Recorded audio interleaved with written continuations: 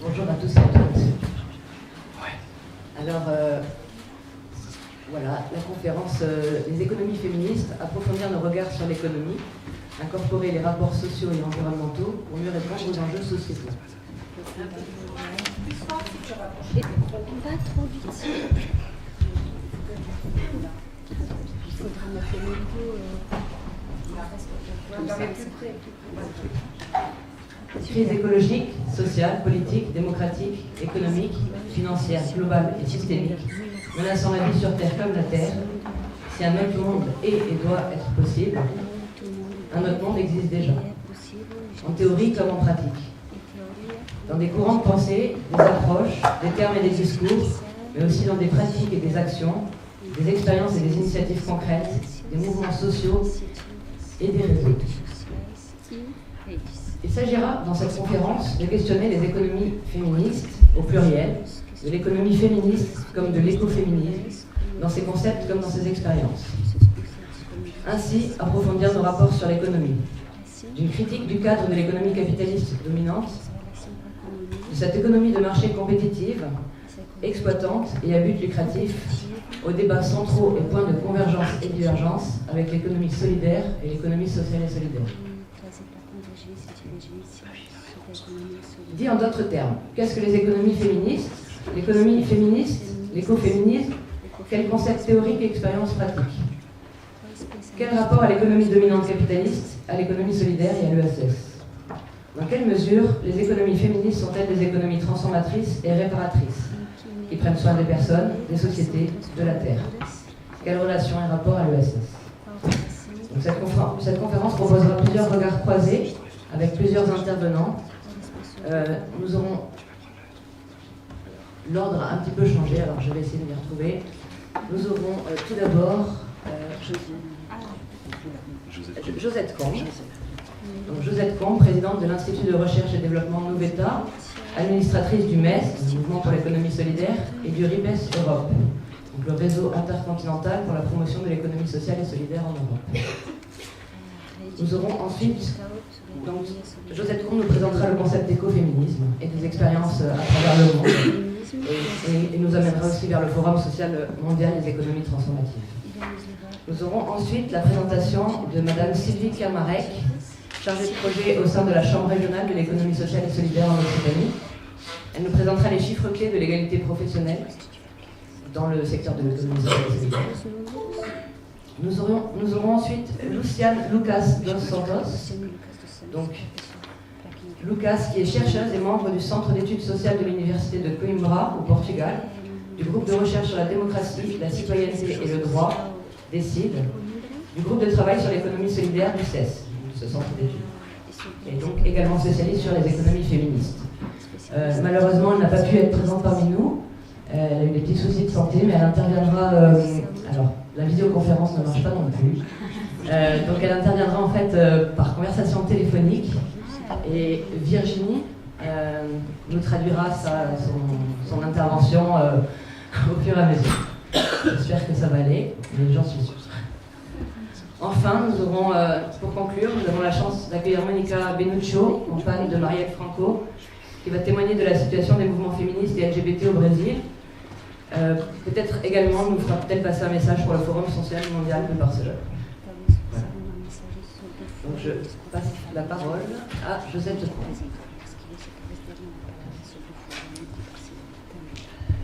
Merci. Bonjour. Je suis ravie de voir qu'il y a quand même quelques garçons ou quelques hommes dans la salle, parce que souvent, merci à eux, parce que souvent on n'a que des salles de femmes. Donc, bienvenue les hommes, ça nous concerne tous. Alors, je vais vous présenter en effet très rapidement, parce que c'est quelque chose qui prend beaucoup plus de temps. J'ouvre avec un texte d'Annie Leclerc, cité par Nancy Houston. Où les enfants apprennent-ils et de qui ce que c'est que l'humain, l'échange, le partage, le don, la communauté, l'attention, la patience de l'autre, la simple jouissance de vivre. Si tout cela ne vient pas des femmes et de là où elles sont dans le monde maintenant et plus seulement dans la famille, si cela ne vient pas d'elles, de qui est-ce que cela viendra? Alors, de façon préliminaire, Annie Leclerc a été considérée par les mouvements féministes de l'époque comme pas du tout conforme parce que essentialiste. Je reviendrai sur ce concept. Alors, en fait, les écoféministes dans leur ensemble font remonter l'avènement, on va dire, de la misogynie telle qu'elle s'est développée par la suite au moment de la chasse aux sorcières qui a eu lieu en même temps que la colonisation, l'extermination des populations du Nouveau Monde, les enclosures, c'est-à-dire la privatisation de tout ce qui était commun, des territoires qui étaient communs, le début de la traite des esclaves et la promulgation des Bloody Laws qui réprimaient les vagabonds et les mendiants. Les écoféministes considèrent d'ailleurs que le capitalisme est basé sur 3 piliers, l'exploitation des femmes, l'exploitation des peuples colonisés et l'exploitation de la nature. Donc les femmes qui étaient souvent en charge des communs à cette époque sont les premières à souffrir de leur disparition, alors que le salariat devient la norme pour les hommes. Et la terre, désormais propriété privée, se retrouve liée à la nouvelle vision du monde où la nature n'est pas vivante et n'a de valeur que dans la mesure où elle peut être exploitée. Nous avons eu notre cher Descartes qui nous a dit que la nature, n'est-ce pas, devait être absolument maîtrisée. Et d'ailleurs, on trouve des termes très semblables entre maîtriser les femmes et maîtriser la nature. Donc les femmes perdent leur droit d'exercice de métier, elles étaient médecins, elles étaient abbesses, elles avaient des charges, elles les perdent à cette époque. Elles sont infantilisées, déclarées mineures et inféodées par les liens du mariage. Les terres sont l'objet de marchandage et l'esclavage institue la marchandisation des peuples colonisés et expropriés, qui a fait la fortune de beaucoup de nos actuels puissants. La nature est constituée en réservoir de ressources exploitables à merci et la limite est vécue comme défi. Il faut conquérir, il faut absolument faire reculer ces limites. La science et la technique sont à la base de la notion de progrès indéfini, qui ne devrait jamais s'arrêter, et la valeur travail devient sacrée, alors qu'elle n'était pas. Les aristocrates considéraient que le travail, c'était une chose sale. Alors je vous ai mis en image quelques actes fondateurs. Un des plus importants connus, c'est le mouvement Chipko. Ce sont des villageoises illettrées de la région du Karwal, en Inde, qui défendent leurs forêts. Elles se mettent autour des arbres et elles empêchent la coupe de ces arbres qui devaient être normalement faite par la collectivité territoriale. La conférence Women and Life on Earth, en mars 1980 à Amherst, dans le Massachusetts, qui a lieu suite à l'accident nucléaire de la centrale nucléaire Three Mile Island. Le Women's Pentagon Action, le 17 novembre, à Arlington, qui se rassemblent autour du Pentagone, qui tissent, qui font des tas de mise en scène, et qui déclarent « Nous nous rassemblons au Pentagone ce 17 novembre car nous avons peur pour nos vies, peur pour la vie de cette planète, notre Terre, et pour la vie de nos enfants qui sont notre avenir humain. » Et enfin, il y a eu beaucoup plus d'événements, ce sont des événements fondateurs. Le grand camp écoféministe contre l'installation de missiles nucléaires à Greenham Common en Angleterre et qui a duré jusqu'en 2000, soit près de 20 ans. Et en même temps qu'il y avait une mise en place de la lutte, il y a eu aussi une mise en place de la créativité, de la résistance par la création.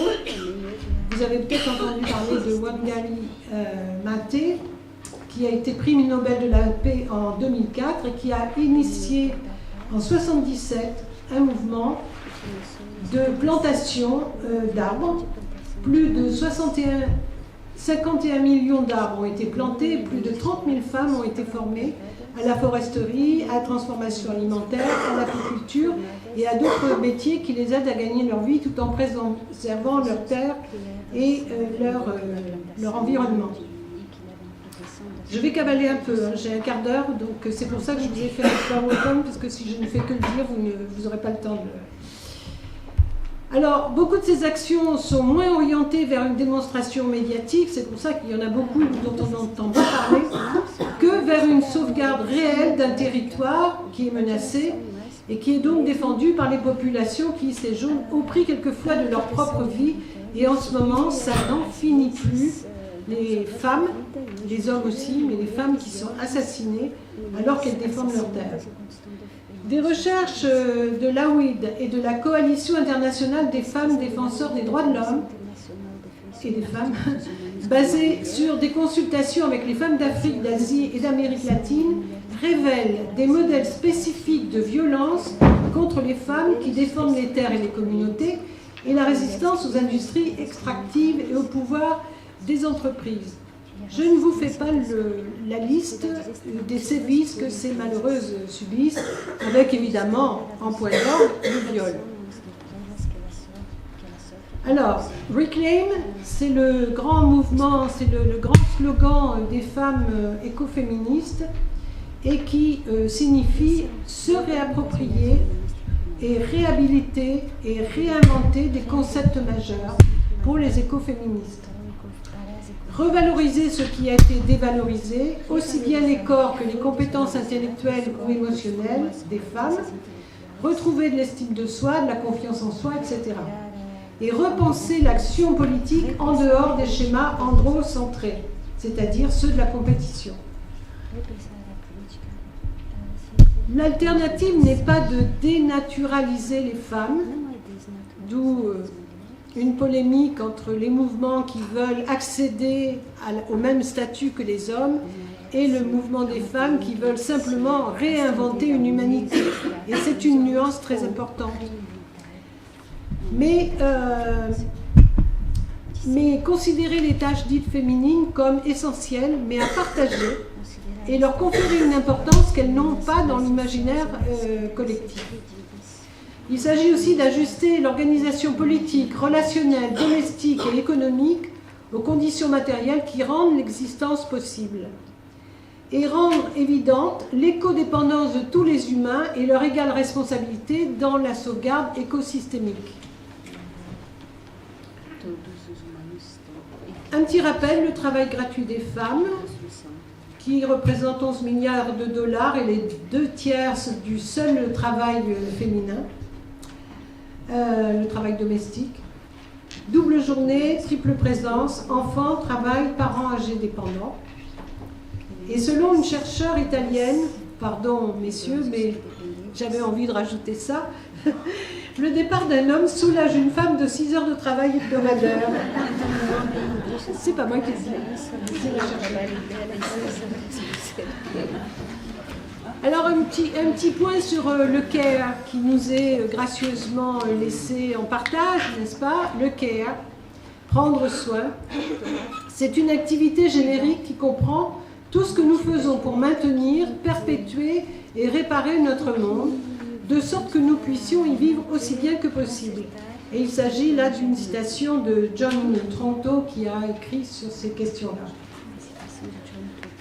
Alors, il s'agit évidemment de déconstruire le lien care, féminité, sentimentalité, proximité, revoir la frontière entre le privé et le public, le privé étant le lieu où on relègue les femmes et le public étant celui où règnent les hommes, reconnaître le besoin de chacun par rapport à un pseudo-fantasme d'autonomie absolue.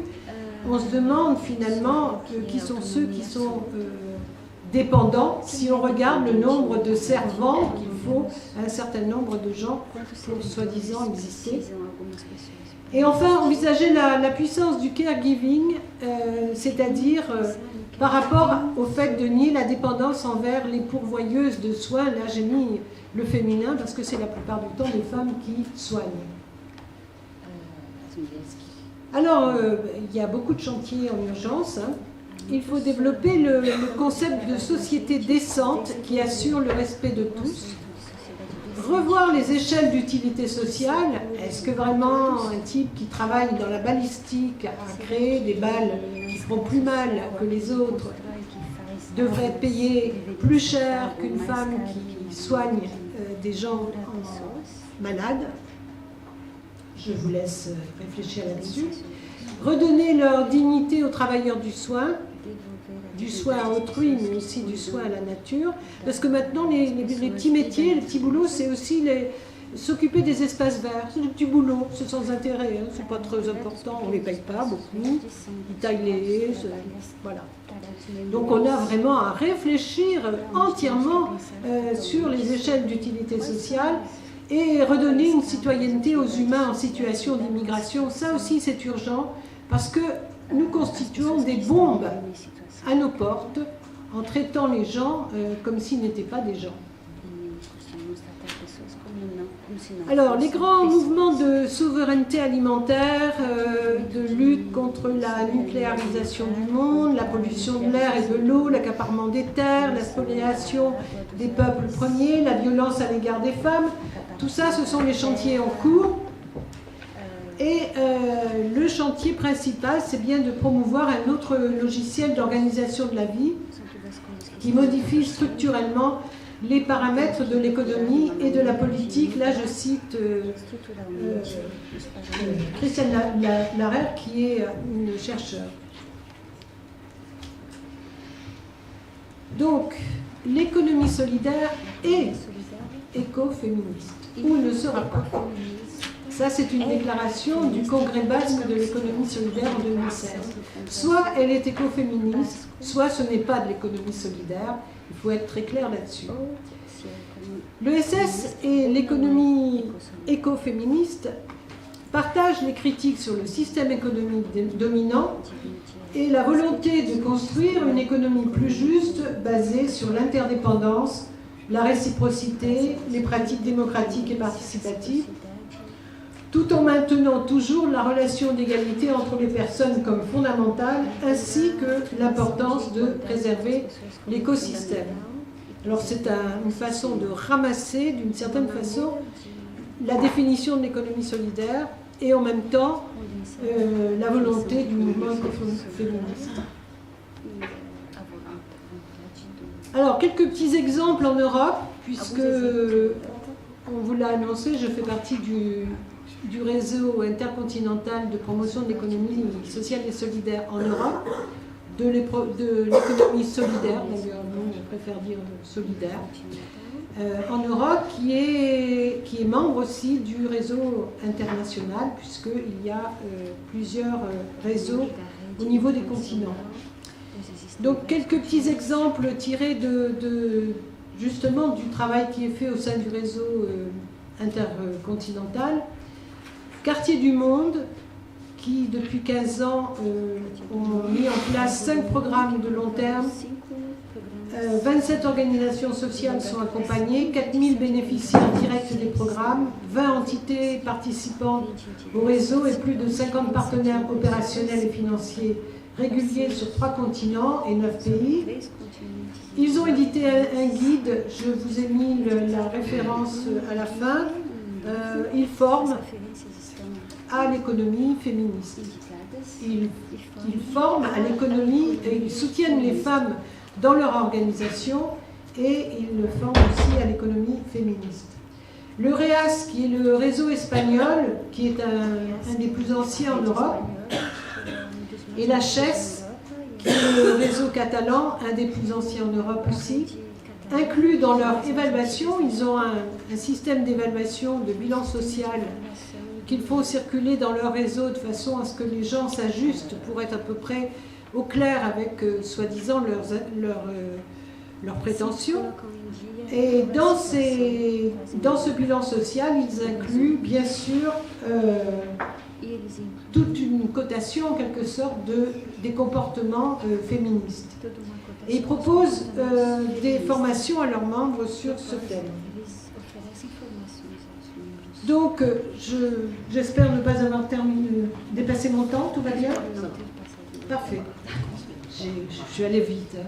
Je savais que j'avais peu de temps. Alors, le Forum social mondial des économies transformatrices de Barcelone, il y avait un lien en dessous, mais on ne voit pas bien. Mais vous pouvez le trouver, vous cherchez Transformadora et sur Google et vous trouvez. Donc il a pour ambition de faire converger les 4 dimensions dont on vous a parlé, à savoir l'agroécologie, les économies féministes, les communs et l'économie solidaire. Pour moi, personnellement, tout ça entre dans l'économie solidaire, mais en fait, les mouvements ont besoin de se relier pour être efficaces ensemble. Donc, cette grande rencontre aura lieu du 25 au 28 juin 2020. Si vous avez la possibilité de vous y rendre, vous êtes évidemment les bienvenus, mais mieux encore, vous rapprocher du MES Occitanie et voir ensemble comment on contribue de façon un petit peu efficace à ces rencontres. Nous avons participé en avril dernier aux ateliers préparatoires qui étaient tout à fait intéressants, où donc les 4 mouvements, les 4 types de mouvements étaient représentés. Et on voit bien que nous avons beaucoup de choses en commun. Évidemment, l'importance de ce forum, c'est bien de démontrer et d'inviter les citoyens à s'organiser au sein d'un mouvement donc, de plus en plus important, parce que nous considérons tous qu'il y a réelle urgence. Les fascismes, n'ayons pas peur des mots, sont en train de monter en puissance partout dans le monde, partout dans le monde. Je ne saurais pas dire si nous en sommes exempts, pas très sûr. De temps en temps, on peut se poser la question, mais en tout cas, nous devons vraiment nous organiser, pas seulement pour lutter, faire face, car vous voyez, on y perd des plumes, des yeux, des mâchoires, des gens, mais vraiment pour, en quelque sorte, tirer le tapis sur lequel sont installés les grands groupes. Je voudrais juste, avant de passer la parole à mes collègues, signaler qu'ils ne le disent pas, mais les grands groupes perdent un petit peu de leur avance. Apple a perdu 30% de ses bénéfices l'an dernier. Ils ne communiquent pas là-dessus. Walmart a perdu 30% de ses bénéfices également aux États-Unis, etc., etc. Amazon, hélas, pitié, n'utilisez pas Amazon. Amazon, hélas, est encore très en vogue, mais nous avons un pouvoir immense, c'est de ne pas du tout entrer dans ce jeu de la consommation, d'inventer des productions-consommations de proximité où nous sommes producteurs et consommateurs complices d'un acte de création collective d'une façon de survivre et de mieux vivre. Donc nous sommes là pour ça, je pense. Si vous êtes tous dans cette salle, c'est que vous en êtes convaincus. Je vous en remercie. Je vous laisse un petit peu quelques ressources documentaires. Vous ne voyez pas les liens. Je vous conseille un lien tout à fait important qui est facile à retenir, socioeco.org, qui est un centre de ressources mis en place par le RIPES international et européen. Il est en 5 langues, dont le portugais. Et on y trouve beaucoup de ressources, donc ne vous privez pas, allez vous promener là-dessus et je pense que vous y trouverez du grain à moudre. Merci de m'avoir écouté.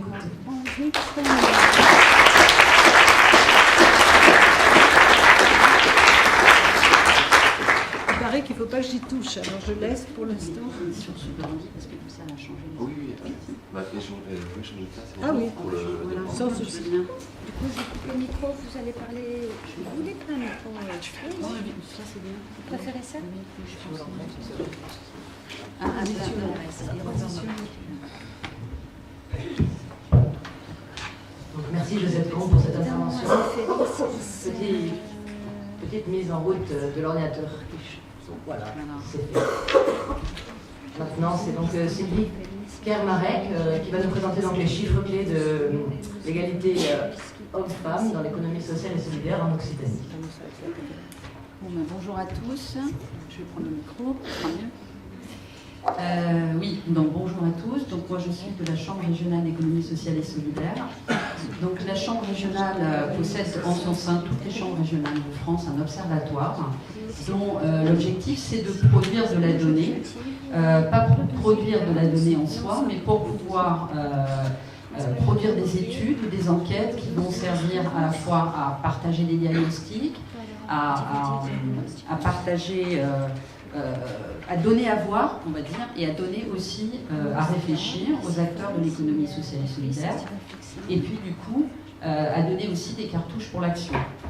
Donc tous les ans, nous avons dans cet observatoire un sujet d'étude différent. Donc nous ne sommes pas spécialistes particulièrement de l'économie féministe, mais nous essayons tous les ans d'aborder et d'étudier un sujet pour pouvoir le partager avec les membres de l'ESS. Donc l'année dernière, c'était le bien vieillir. Cette année, c'est l'égalité professionnelle entre les femmes et les hommes. Et l'année prochaine sera probablement l'alimentation.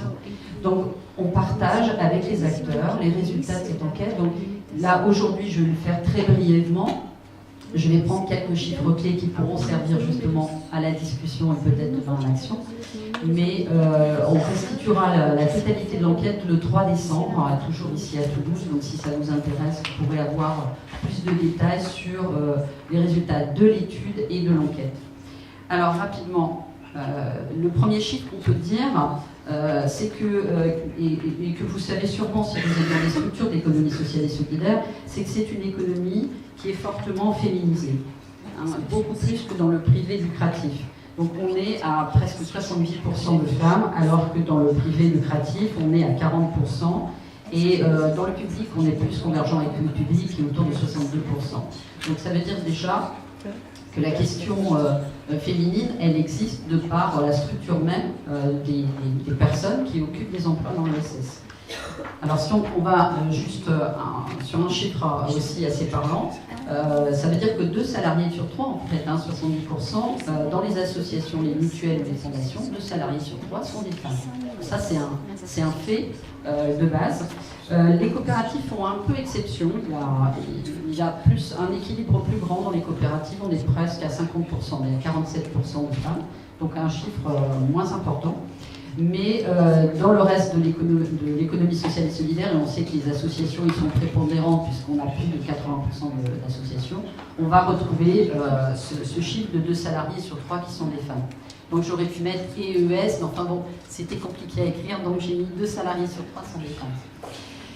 Alors, qu'est-ce qu'on remarque aussi? Qu'on a une concentration des secteurs et des métiers de l'ESS qui vont expliquer cette féminisation.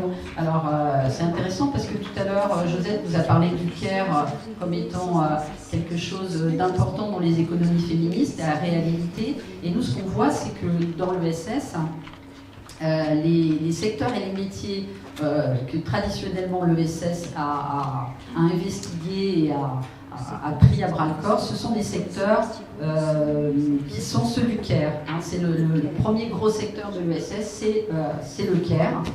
Ensuite, on a l'enseignement et la formation, et puis les activités financières et d'assurance. Et là, on retrouve en fait 72% des effectifs féminins de l'ESS sur ces 3 grands secteurs, sachant quand même que le secteur du care est le plus important de tous. Hein. Concentration aussi sur des métiers, donc les secteurs, mais aussi à l'intérieur des secteurs des métiers qu'on qualifie souvent de féminins, hein, mais qui sont, on pourrait dire, plutôt féminisés, c'est-à-dire où on retrouve une écrasante majorité de femmes.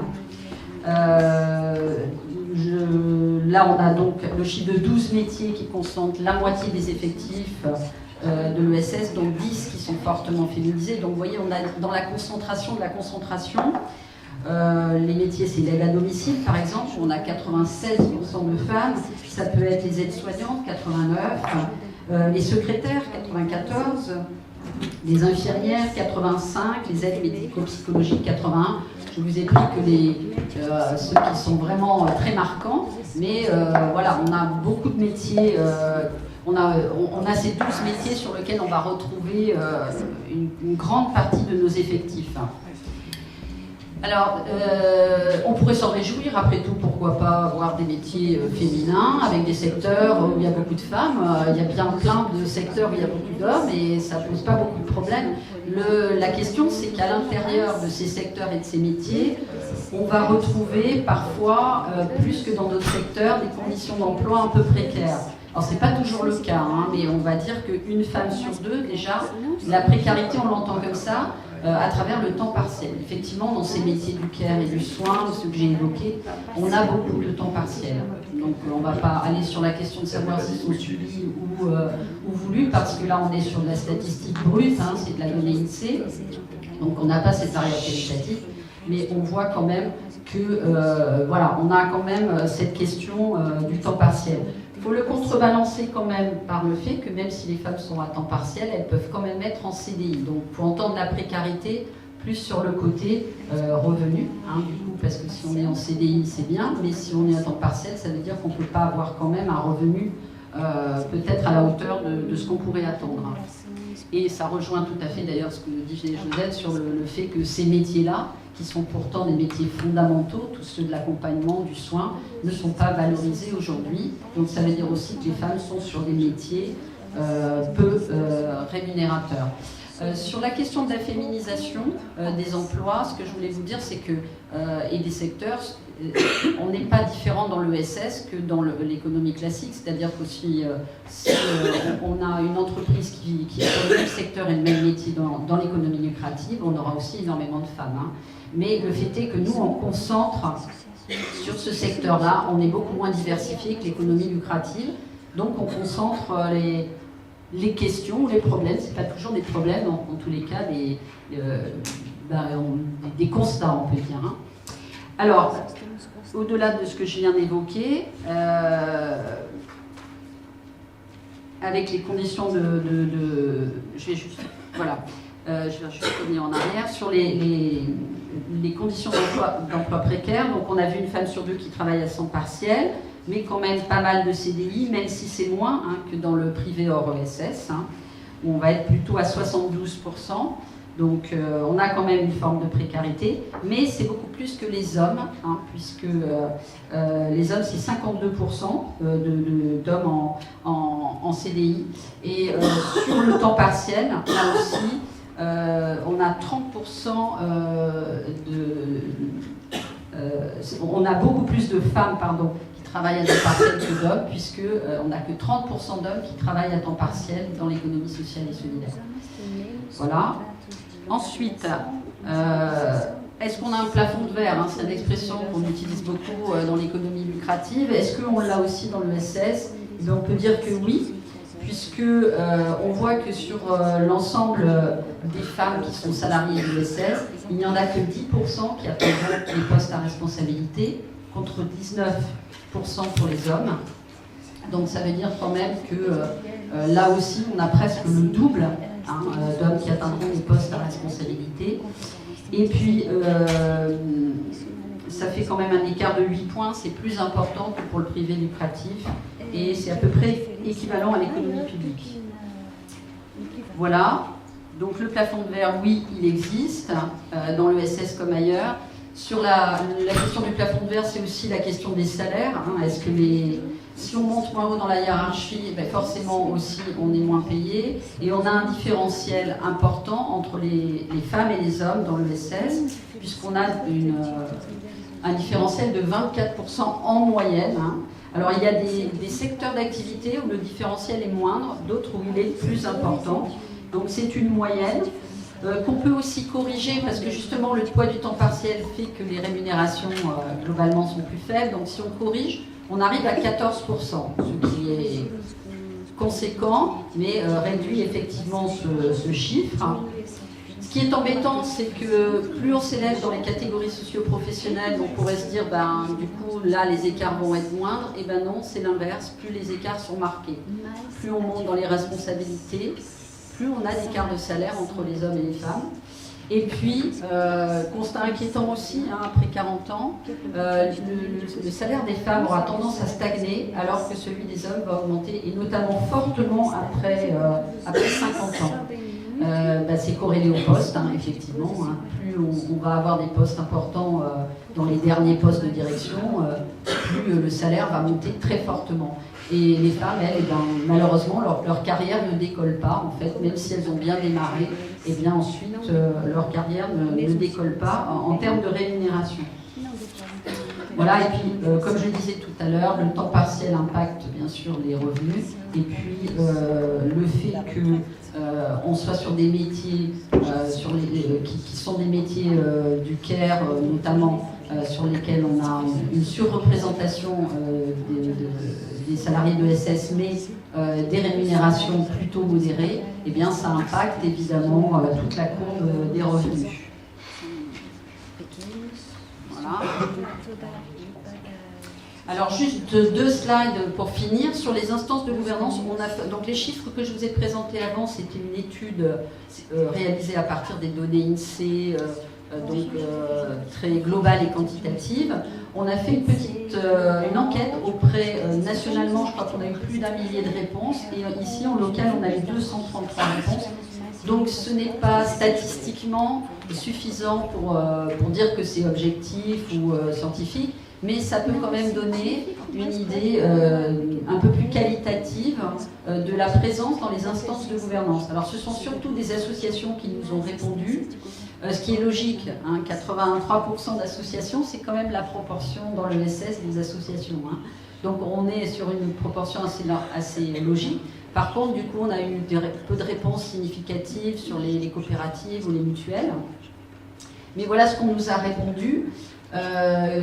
Sur ces 233 réponses, 49% de femmes au CA, 48% dans les bureaux, et puis là on voit une chute à 36% à la présidence. Et puis dans les bureaux, ce que j'ai pas écrit, c'est que les femmes sont secrétaires. Elles sont secrétaires à 65%. Voilà. Plus la taille de l'entreprise augmente, donc plus on va dire le pouvoir que peuvent conférer les postes de tête hein, de l'entreprise sont importants, moins on va avoir de femmes. Et puis plus l'entreprise est ancienne aussi, alors pourquoi je ne sais pas, mais plus l'entreprise est ancienne, peut-être parce qu'elle est un peu sclérosée dans ses fonctionnements, moins on aura de femmes au poste de... Alors l'entreprise, là, en l'occurrence, ce serait plutôt l'entreprise associative. Voilà, et puis juste pour finir, une prise de conscience qui tarde à venir puisqu'on a posé la question pourquoi en fait vous n'avez pas encore mis en œuvre de démarches en matière de parité dans les instances de gouvernance de votre association ou de votre entreprise. 77% des répondants, alors je vous invite toujours hein, à considérer que l'échantillon est petit, hein, et 77% ont répondu que ce n'était pas vraiment important ou nécessaire. Donc la prise de conscience, elle n'est peut-être pas encore arrivée et c'est peut-être là-dessus qu'il faut travailler. On a nous, répertorié un certain nombre de pistes de solutions, contraignantes ou non. On évoquera peut-être dans le cercle tout à l'heure, on pourra en parler. Et puis, je trouve intéressant de conclure par un message qu'une personne m'a dit dans un atelier qu'on organisait autour de l'égalité professionnelle. Elle a dit « S'il y a un mouvement qui peut et doit changer les choses en matière d'égalité professionnelle, c'est bien l'économie sociale et solidaire. » Donc voilà, on est sur les économies transformatives, je pense qu'on est en plein dedans. Voilà, merci de votre écoute.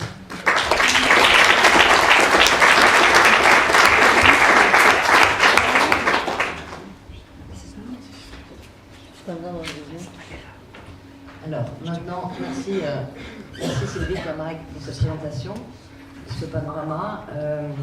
Nous avons maintenant, du coup, l'intervention de Luciane Lucas dos Santos. Et comme je vous le précisais tout à l'heure par téléphone, mais la traductrice va voilà, on va y aller. Merci. Bon dia, Luciane. Bon dia. Bonjour. Je peux parler? Oui, tu peux parler. Bonjour à tous et toutes. je m'appelle Luciane, je suis chercheuse au Centre d'études sociales de l'Université de Coimbra. Je ne parle pas français, désolée, je suis désolée, et je vais parler en português. Eu gostaria de começar por agradecer o Cédric e a Berenice. Je voudrais commencer par dire merci à Cédric et Bérénice Por me convidarem para estar convosco hoje. qui m'ont invité à être avec vous aujourd'hui. E peço imensa desculpa por não ter sido possível estar convosco pessoalmente por conta da minha saúde. Et je vous demande de bien vouloir m'excuser parce que je ne peux pas être avec vous aujourd'hui pour des raisons de santé. Bom, primeiramente, eu gostava, tendo em conta o pouco tempo que temos, eu gostava de fazer alguns esclarecimentos sobre o próprio conceito da economia feminista. Du le peu de temps dont je dispose, j'aimerais d'abord mettre au clair quelques concepts sur l'économie féministe, c'est ça? Bom, a economia feminista é um subcampo da economia. C'est un sous-champ de l'économie Que surge por volta da década de 90, a partir de livro chamado Beyond Economic Man. qui apparaît dans les années 90 à partir d'un livre qui s'appelle De Jong. Pode repetir? Beyond Economic Man. Beyond Economic Man. Beyond Economic Man. Oui. Para além do homem econômico, é o nome do livro. Au-delà de l'homme économique. Obviamente que as mulheres, as feministas, já trabalhavam a questão da economia. Il est clair que les féministes travaillaient déjà la question de l'économie avant ce livre. Pode falar, Luciane. Sim. Bom, o que costuma constar no âmbito da economia feminista, que eu prefiro colocar no plural, chamar de economias feministas. De quoi est faite l'économie féministe, que je préfère dire au pluriel, les économies féministes. Em geral, estamos a falar das questões relativas ao trabalho doméstico não pago. On parle de travail domestique non rémunéré. Ao trabalho emocional, e eu já vou explicar o que é. Le travail émotionnel, que j'expliquerai. A questão dos salários desiguais entre homens e mulheres. La question des salaires qui sont différents entre les hommes et les femmes. Bem como o acesso desigual às posições no mundo laboral. Comme un accès dans le monde du travail. Também colocaríamos aí a distribuição das tarefas domésticas e a chamada economia do cuidado. On inclurait là-dedans aussi la distribution des actions domestiques et que mais, desculpe? As tarefas domésticas e a distribuição das tarefas domésticas é o que nós chamamos de economia do cuidado. Et ce qu'on appelle l'économie du soin. E nessa economia do cuidado, nós estamos referindo o cuidado com as crianças, o cuidado com os idosos e o cuidado com as pessoas que demandam atenção especial. Et dans cette économie du soin, on va penser aux soins des enfants, aux soins des personnes âgées et de toutes les personnes qui ont besoin d'un soin spécial. Existem muitas correntes dentro da economia feminista, muitas correntes e abordagens dentro do campo da economia feminista. Il existe divers courants dans ce courant de l'économie féministe, plusieurs façons de l'aborder. As mais conhecidas são a liberal, a socialista e a radical. Les plus connues sont la libérale, la socialiste et la radicale. Mas eu gostava de enfatizar aqui outras abordagens que têm tido particular atenção nos tempos que correm. Mais j'aimerais aborder d'autres façons d'envisager qui ont lieu actuellement. Que são a abordagem interseccional, L'abordage intersectionnel, a ecofeminista, l'écoféministe, a pós-colonial, la postcoloniale, a decolonial, la décoloniale, para citar algumas. en ne citant que quelques-unes d'elles. O que quer dizer que hoje, embora as mais conhecidas ainda sejam a liberal, a socialista e a radical, Ce qui veut dire existem outros modos de olhar para as diferentes mulheres que compõem o campo da economia feminista. Ce qui veut dire qu'en dehors des trois plus traditionnellement cités, il y a d'autres façons d'aborder la femme dans le champ laboral. Voilà. Talvez o ponto mais importante a enfatizar aqui para se entender o que é que se entende, para perceber o que é que se entende por economia feminista, é o conceito de gênero na economia. Il faudrait aborder le point central dans l'économie féministe, c'est la question du genre dans l'économie. Entendemos como gênero na economia os modos como o masculino e o feminino são socialmente construídos. Nous comprenons dans l'économie la question du genre, la manière dont le masculin et le féminin sont construits E se materializam depois nos corpos das mulheres, et se matérialisent ensuite dans le corps des femmes, mas também nas atividades econômicas, na percepção social das atividades econômicas mais aussi dans les activités sociales et la perception sociale de ces activités sociales e nos próprios conceitos. et dans les propres concepts. Isso, só para dar exemplo, pode ser percebido quando olhamos para as atividades econômicas que, em geral, são ditas no feminino. As enfermeiras, as professoras, enquanto outras profissões são, em geral, lembradas no masculino. On peut réfléchir à ça en pensant déjà à des métiers qui sont cités au féminin. Alors je ne sais pas en français si ça va faire la même chose, mais as professoras, ce sont les maîtresses, on va dire, hein. Les infirmières, on parle des infirmières, des métiers qui sont dont le nom est déjà un nom féminin. O segundo ponto, então, em primeiro lugar, o primeiro ponto que eu gostava de reforçar sobre o contributo epistemológico das economias feministas. Le premier point que je voudrais aborder sur la contribution épistémologique des économies féministes, É que elas denunciam o olhar antrocentrado c'est do qu'elles modelo econômico dominante que é o neoclássico.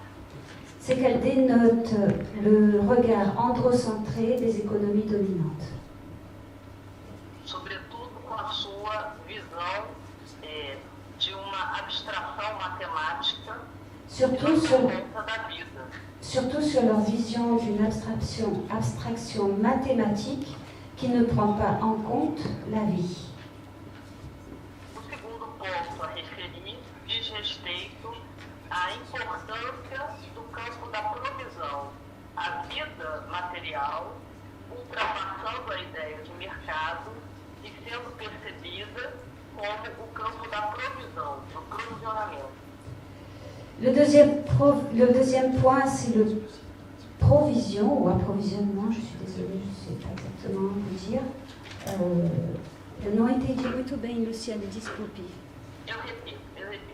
O segundo ponto a referir é a relevância do que chamaríamos o campo da provisão. L'importance de ce que nous appellerons le champ de la provision, O que quer dizer que a economia não é o mercado, a economia vai além do mercado, c'est-à-dire que l'économie va au-delà de la question du marché, E, portanto, o campo da provisão demonstra que a vida material ela é obtida e construída fora do mercado na maior parte das vezes. Et dire que l'aspect provision est construit en dehors du marché la plupart du temps.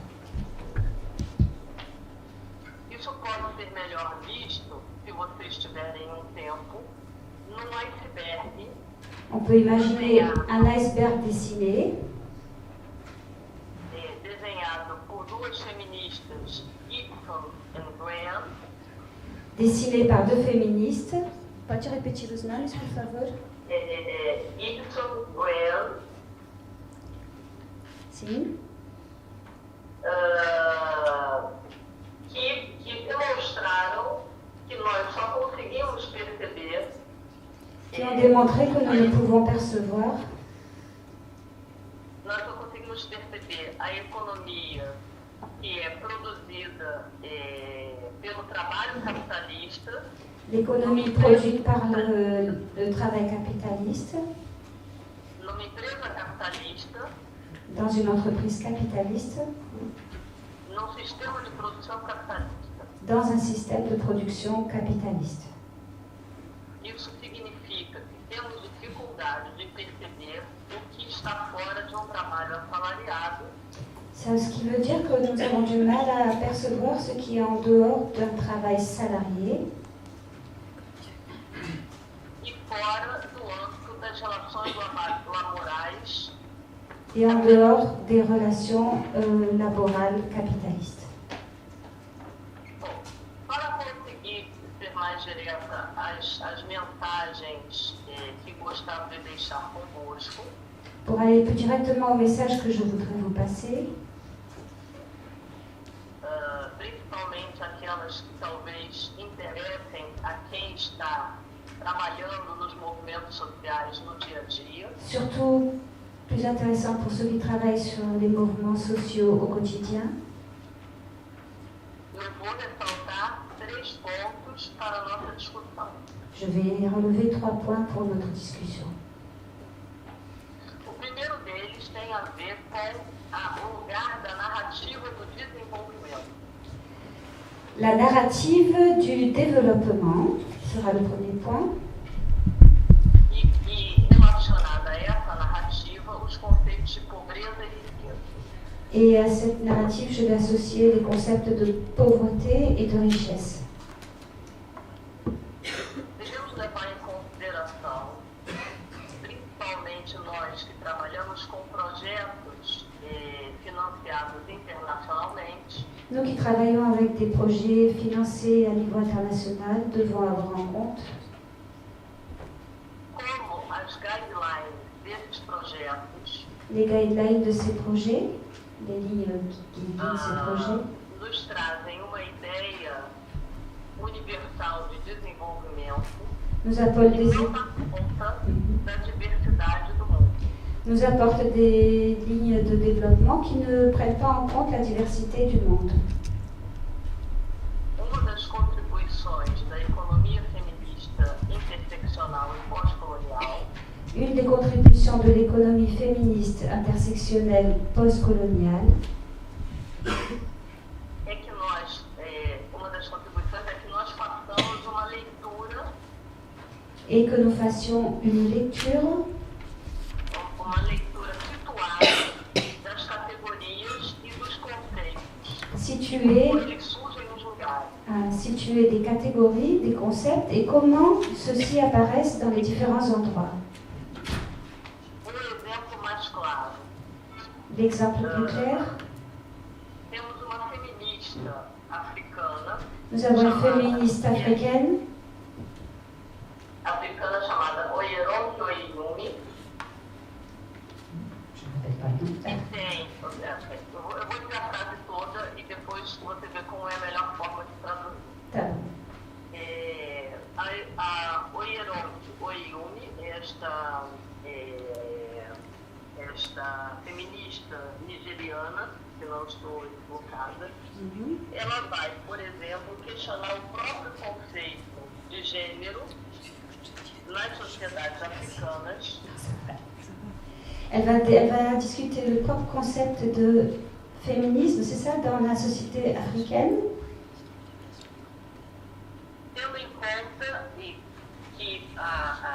que gênero e família são prenant, conceitos que adotam diferentes posições nas sociedades africanas. desculpa, você pode repetir, eu me distraí. Tá, vou repetir a ideia toda para ficar mais claro, senão não vão entender. Eu dizia que, vou dar um exemplo de como esta questão da narrativa do desenvolvimento e dos conceitos a ela relacionados precisam ser vistos em situação. Il faut voir comment ces concepts doivent être vus dans la situation. La narrative du développement, voilà. Há uma feminista nigeriana Oui, une féministe nigérienne que vai questionar o modo como nós costumamos endereçar o conceito de família nos estudos econômicos. qui va poser une question sur comment nous abordons le concept de famille dans les questions économiques. Porque ela vai dizer que o conceito de família nas sociedades africanas Elle va dire não que tem a le ver concept de com o famille conceito social. dans les familles, dans les sociétés africaines n'est pas le même concept de famille que nous avons ailleurs.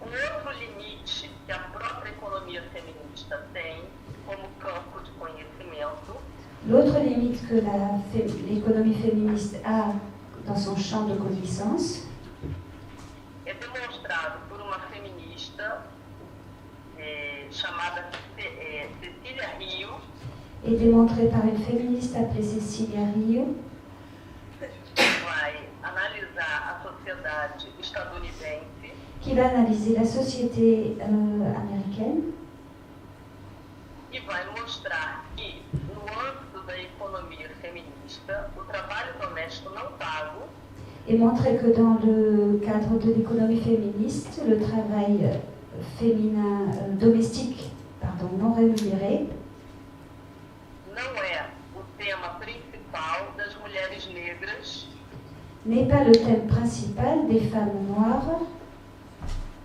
estadunidenses. américaines. Muitas delas, trabalhando como empregadas domésticas, Car elles sont nombreuses qui travaillent comme dans les maisons, enfin, femmes de ménage, je ne sais pas. Oui, têm como primeira preocupação as relações de submissão Leur première inquiétude est plutôt la relation de soumission, a relação com as mulheres brancas que são as suas patroas, em vez dos homens negros. c'est plutôt la relation avec leurs employeuses qui sont des femmes blanches, plutôt que leur relation avec les hommes noirs. Isso não quer dizer que não existam pontos comuns a todas as mulheres. Ça ne veut pas dire qu'il n'existe pas de point commun entre toutes les femmes, Mas quer dizer que é preciso reconhecer a diversidade das mulheres mais ça veut dire qu'il est nécessaire de penser à la diversité des femmes e o modo como diferentes assimetrias et la façon dont différentes asymétries se dão nos corpos destas diferentes mulheres, se donnent dans le corps de ces différentes femmes, acentuando as suas desigualdades. et qui accentuent leurs différences en fait, Em relação umas às outras. entre elles, les différences entre elles. Isso quer dizer que uma mulher negra, periférica e lésbica Ça veut dire qu'une femme noire qui vit dans la périphérie et qui est lesbienne, ou uma mulher negra, muçulmana e periférica ou une femme noire, musulmane et périphérique, enfrentará do ponto de vista econômico affronteront du point de vue économique problemas e desafios diferentes des problèmes et des défis différents. em relação às mulheres brancas, heterossexuais e de classe média. Si on les compare à des femmes blanches, hétérosexuelles de classe moyenne. Dito, trocando em miúdos, as experiências das mulheres ocidentais De façon résumée, les expériences vécues par les femmes occidentales não podem ser tomadas como parâmetro para todas as mulheres. ne peuvent pas être tenues comme paramètres pour toutes les femmes. Isso significa que a palavra interseccionalidade ganha uma relevância importante nos nossos estudos sobre economia. Ce qui signifie que le mot intersectionnalité gagne un espace important dans nos études sur l'économie. Exatamente porque assim conseguimos perceber como questões étnico-raciais, de gênero e de classe interagem para aprofundar a desigualdade social. Parce que nous pouvons percevoir comment les questions ethnico-raciales, de genre ou je ne sais plus quel est le troisième, peuvent influer dans l'organisation économique. Bom, dito isto, vou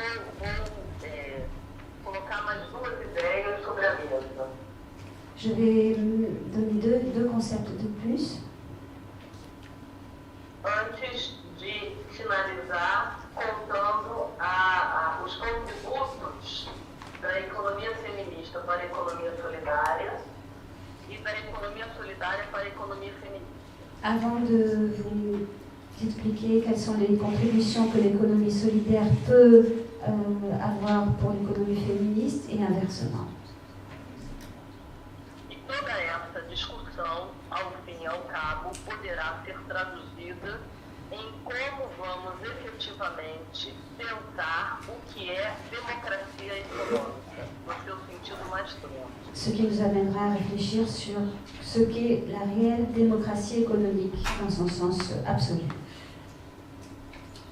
O primeiro ponto diz respeito à universalização de uma suposta cisão entre o doméstico e o econômico. Le premier point, c'est l'universalisation entre une supposée scission entre le travail domestique et le travail commun. Esta visão foi tida como universal em muitos estudos da economia feminista. Cette scission a été considérée comme universelle dans beaucoup d'études féministes. E muitas economistas feministas dizem que esta cisão é responsável por ampliar a invisibilidade das mulheres na esfera pública. Et beaucoup de féministes disent que cette scission est responsable pour avoir diminué la perception du travail des femmes. O que eu gostaria de trazer para exemplo é que esta cisão não é universal. Ce que j'aimerais apporter comme exemple, c'est que cette scission n'est pas universelle. Eu tenho escrito sobre isso e também uma socioeconomista francesa chamada Isabelle Villeneuve, que eu sugiro fortemente a leitura. Donc j'ai écrit sur ce thème comme Isabelle Villeneuve, dont je suggère fortement que vous fassiez la lecture. Se Luciana, depois você pode enviar isso por escrito. Elle nous enverra par écrit le nom de qui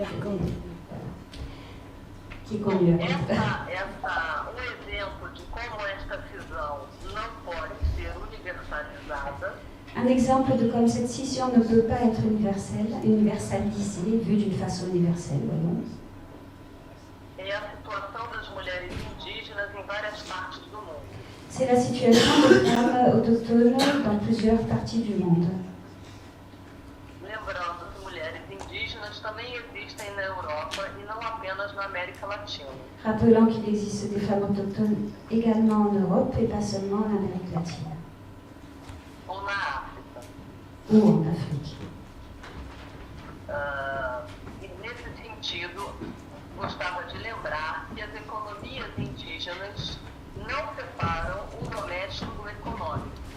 J'aimerais préciser que les économies autochtones, que les économies autochtones ne séparent pas le travail de la femme du travail commun. E que é importante olhar para estas experiências como experiências contemporâneas e válidas, Et qu'il est important d'observer ces expériences comme des expériences qui sont à la fois contemporaines et valides, e não como experiências residuais passadas num passado. et pas comme quelque chose qui serait muré dans le passé, donc les considérer comme actuel et valable. A segunda observação para nosso debate tem a ver com o domínio do político. Un deuxième abordage sera la domination politique. É importante lembrar que reconceituar o político hoje é necessário Il faut reconceptualiser le politique aujourd'hui. porque Oups. Acabou a bateria. Ça va? Tout va bien?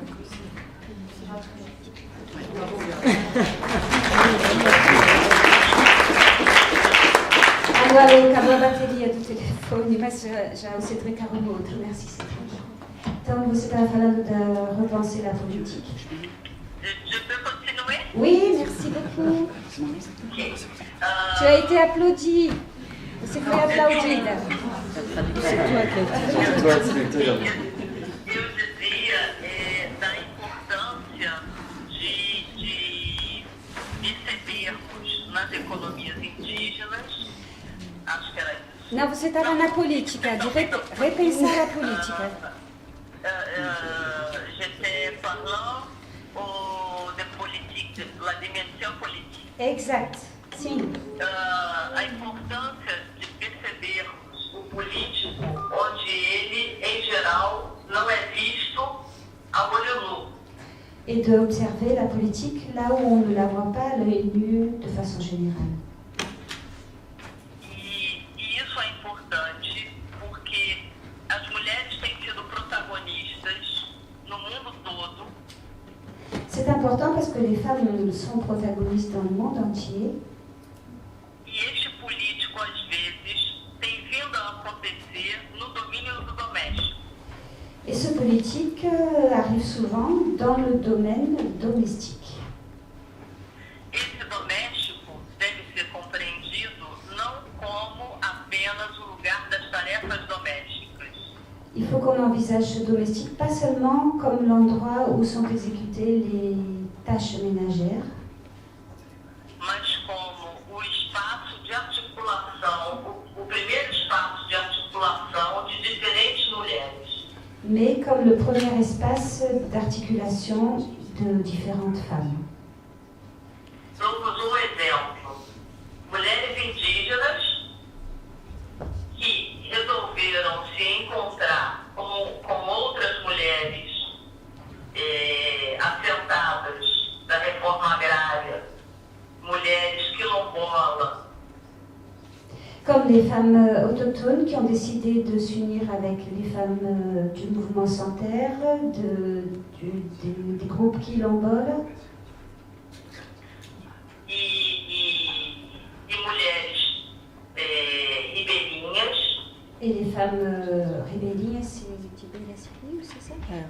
les femmes qui vivent auprès des cours d'eau, sim, para partilharem necessidades econômicas comuns, pour partager leurs nécessités économiques communes, ligadas muitas vezes ao artesanato, liées très souvent à l'artisanat.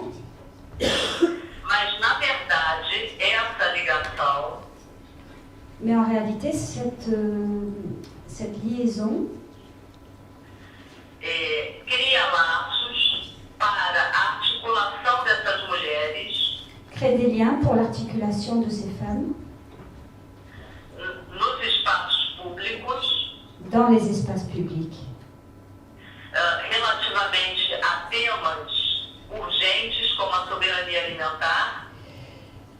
reliés à des thèmes urgents comme par exemple la souveraineté alimentaire. A soberania hídrica. Ça n'existe pas. Souveraineté, pardon. Souveraineté hydrique liée à l'eau.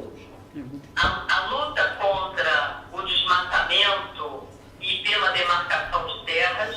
La lutte contre le déboisement et la démarcation des terres, des territoires, des terres. A luta pelos direitos reprodutivos das mulheres. La lutte pour le droit à la reproduction des femmes. Só para dar exemplo. Portanto, c'est juste pour illustrer, donc. Portanto, o que quero evidenciar é que o que parece pequeno. Ce que je veux mettre en avant, c'est que ce qui paraît petit e residual et résiduel tem tido um importante papel na articulação das mulheres nas lutas. a un rôle très important dans le rôle des femmes, dans les luttes des femmes. E para terminar, terceiro ponto que eu gostava de enfatizar. Et pour terminer, un troisième point que je voudrais mettre en avant. Tem a ver com o segundo que referi. Qui est relationné au deuxième. Sobre o político. Sur le politique. Esse terceiro ponto tem a ver com o que nós chamaríamos de integração econômica. Nous l'appellerons l'intégration économique. Com Polanyi, num livro chamado A Grande Transformação, le livre appelé La Grande Transformation, este autor mostra que nós temos 4 princípios de integração econômica. Nous avons 4 principes d'intégration économique. O mercado, le marché, householding, householding,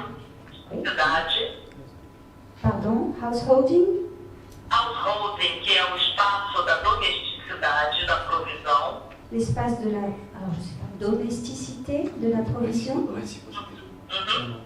Domesticité, lié au domestique. Sim.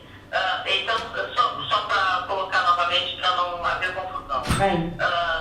O mercado, le marché, a domesticidade, la domesticité, donc c'est householding, sim, e o espaço de provisão, l'espace de provision, perdão, terceiro, a reciprocidade, la réciprocité e a redistribuição. et la redistribution. O que quero enfatizar é que na economia simplista, ce que je veux mettre à la lumière, c'est que dans l'économie féministe, continuamos a olhar para a provisão e o mercado. nous continuons à regarder la provision et le marché. E há poucos trabalhos sobre a reciprocidade e a redistribuição pelas mulheres. Et il y a peu de travail fait sur la réciprocité et la redistribution pour les femmes. Merci. A redistribuição é usualmente associada ao Estado. La redistribution est d'habitude attribuée à l'État. Mas o que temos visto é que as mulheres têm protagonismo importante. C'est que les femmes ont un rôle important à jouer Relativamente aos princípios de integração econômica en ce qui concerne les principes d'intégration économique que não são o mercado. qui ne sont pas ceux du marché.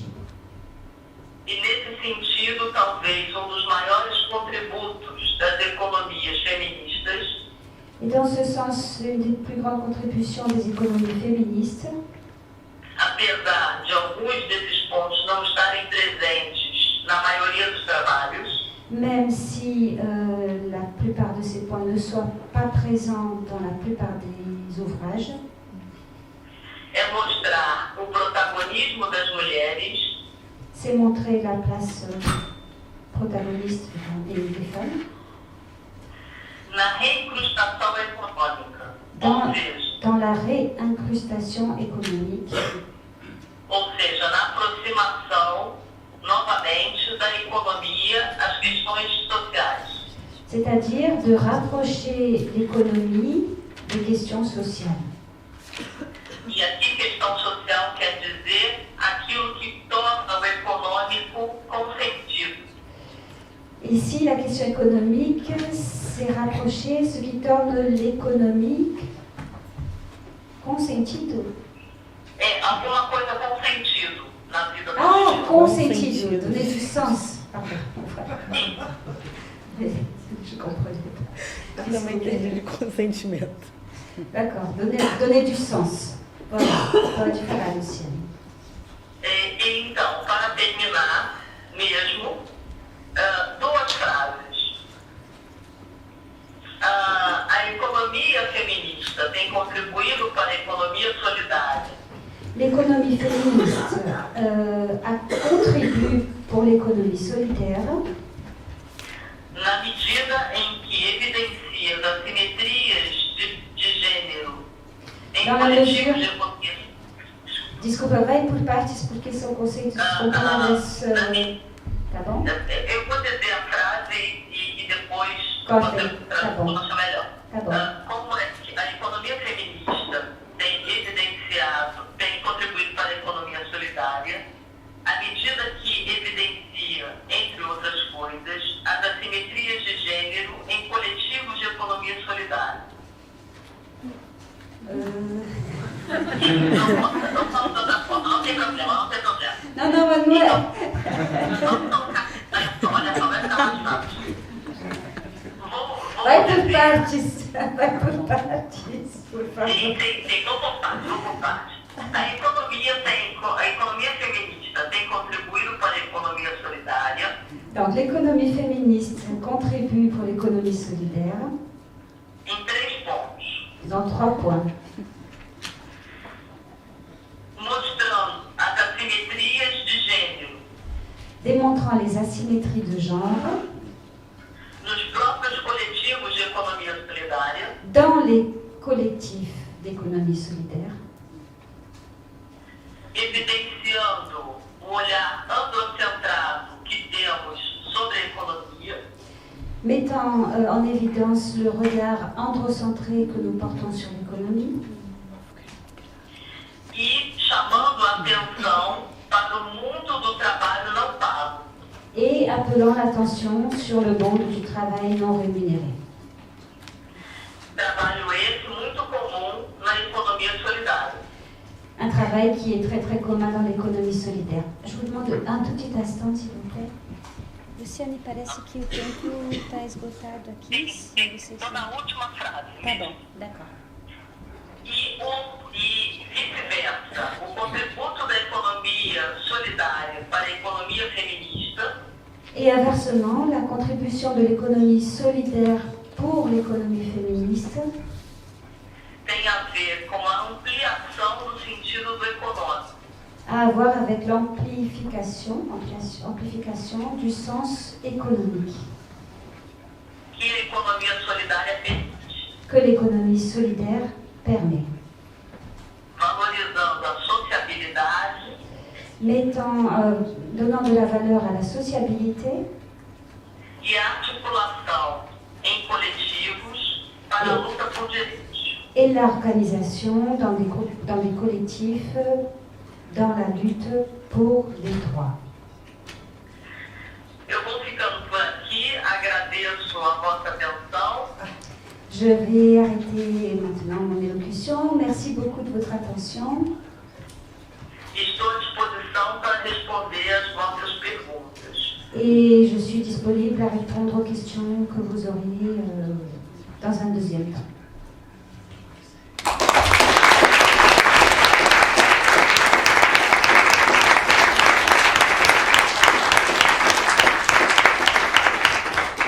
Obrigada, Luciane.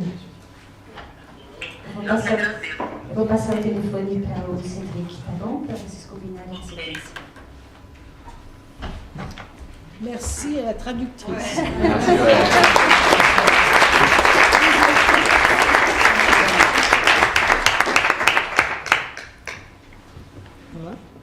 Quanto tempo a gente tem? De combien de temps disposes-tu? 5, 10 minutes. 10 minutes 5 à 10 minutes. 10 Vai, minutes. vai caber. Vai caber. Ça marche. Allô, allô. Eu vou tentar sintetizar e se eu tiver falando rápido demais, você me pergunta. D'accord, elle va essayer d'être synthétique et si j'arrive pas à suivre, je crie au secours. Bom dia a todas e todos. Bonjour à tous et à toutes. Gostaria de começar agradecendo o convite para estar participando, a Stephanie por fazer a minha presença aqui possível. Merci beaucoup à tous d'être là, que je sois ici. Merci beaucoup à Stéphanie qui le rend possible aussi. E mais uma vez gostaria de pedir uma salva de palmas para a tradução, porque foi maravilhosa e incansável. Elle veut que vous m'applaudissiez. Je pourrais venir ici.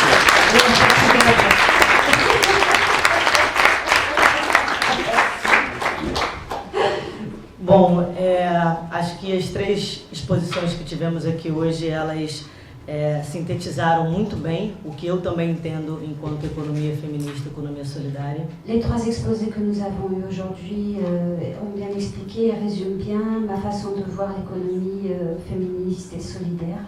De maneira que eu vou pontuar apenas o que eu gostaria de acrescentar aqui de forma sintética para a gente poupar tempo. Donc je voudrais juste ponctuer de façon synthétique ce que j'aurais à ajouter pour gagner du temps. Eu entendo a economia solidária com o humano no centro desse debate. Je comprends l'économie solidaire comme l'humain au centre de ce débat. Como foi colocado aqui anteriormente, a economia feminista a economia solidária não será a economia solidária se não for economia feminista. Comme il a été dit ici auparavant, l'économie solidaire ne sera pas si elle n'est pas vue sous l'angle de l'économie féministe. Economia solidária necessariamente precisará respeitar o meio ambiente. L'économie solidaire devra obligatoirement respecter l'environnement. Necessariamente precisará ser anticapitalista. Et il faudra qu'elle soit nécessairement anticapitaliste. Ela precisa ir na contramão, ao revés do que a gente tem hoje instalado no sistema do capital. Il faut qu'elle aille dans le sens opposé et au contraire de ce que nous avons actuellement installé dans le domaine du capital. Precisa superar a visão, o conceito do individualismo, do empreendedorismo. Ça doit aller au-delà du concept de l'individualité dans l'entreprise. A Luciane, nessa exposição que fez, citou as comunidades quilombolas, as comunidades indígenas. Luciane, dans son élocution, a cité les sociétés quilombolas et autochtones. Eu não sei se fica claro para vocês o que é essa economia no modelo quilombola. Peut-être que, je ne sais pas si vous connaissez le concept de l'économie quilombola. Si quelqu'un... Vous voulez qu'on explique un petit peu? Oui. É claro. Si, non. Pode explicar um pouquinho, por favor. Na minha visão, é a concepção do modelo de economia feminista, de economia solidária mais clara que se tem. À mon point de vue, c'est la vision la plus claire d'économie féministe et solidaire qu'il existe. Porque é uma economia que é pensada em rede. Parce que c'est un modèle économique qui est pensé comme un réseau. É justamente a economia que vai contra o modelo do capital. C'est justement l'économie qui va contre le modèle du capital. Então ela é baseada na troca de bens que você pode produzir. Elle est basée sur une économie d'échange sur les biens que tu peux produire. Respeitando as suas necessidades e as necessidades do outro. Tant que tu respectes tes besoins et les besoins de l'autre. Então é um modelo de troca solidário. C'est un modèle d'échange solidaire. Quilombolas são culturas que a gente tem no Brasil, em algumas outras partes do mundo, mas são hoje culturas de resistência, são povos originários de terra que lutam por direito à moradia e à sua terra.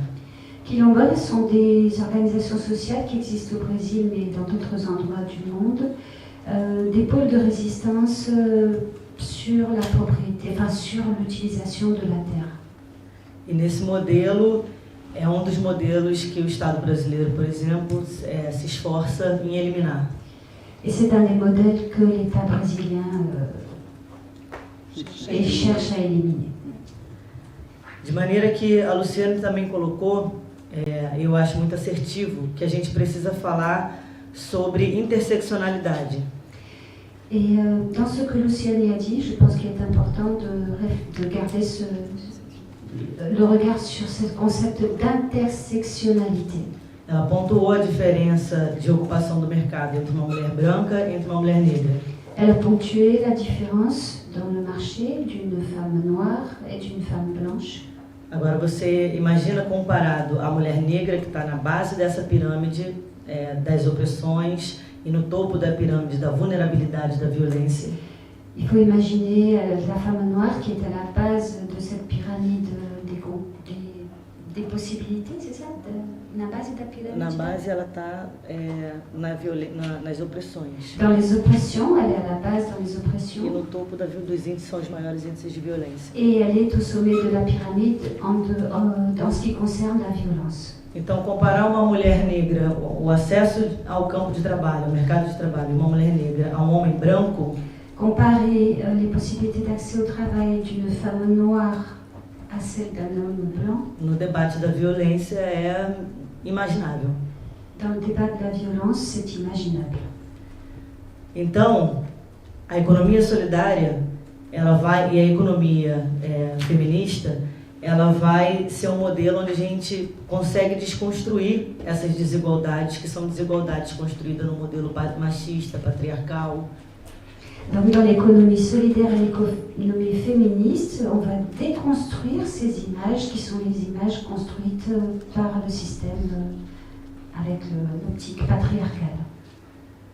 Uma mulher negra no Brasil, ela não é vista para ter ascensão social. Então ela está sempre com os trabalhos que são os trabalhos mais precarizados.